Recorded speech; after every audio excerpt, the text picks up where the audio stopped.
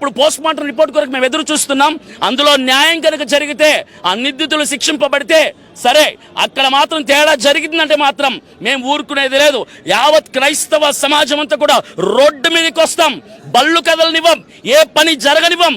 ఎలా ముందుకు కదులుతుందో ప్రపంచం, ఎలా ముందుకు కదులుతుందో ప్రభుత్వం చూస్తాం. మేమందరం కూడా ఐక్యత కలిగి పోరాడతాం. చూస్తున్నారు కదా, కొంతమంది మతోన్మాదులు దీని వెనక ఉన్నారు.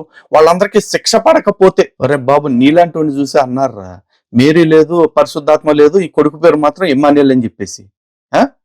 ఎవడ్రా నీకు చెప్పింది? ఇక్కడ వ్యవస్థలు పనిచేస్తున్నాయి ఇన్ని దశాబ్దాల నుంచి. అంటే న్యాయ వ్యవస్థ ఒకటే సూత్రం మీద ఆధారపడి పనిచేస్తుంది. 1000 మంది దోషులు తప్పించుకున్నా పర్లేదు, కానీ ఒక్క నిర్దోషికి కూడా శిక్ష పడకూడదు అని చెప్పేసి. కానీ మీరు క్లెయిమ్ చేస్తున్నారు కాబట్టి, మీరు వేలెత్తి చూపిస్తున్నారు కాబట్టి ఇప్పుడు జనాలందరూ మిగతా వాళ్ళని ఎవరినో దోషులు అనుకుని జరిగింది మర్డర్ అని ఫిక్స్ అయిపోయేసి మీరు కోరుకున్న వ్యక్తులకి శిక్షలు వేసేయాలా?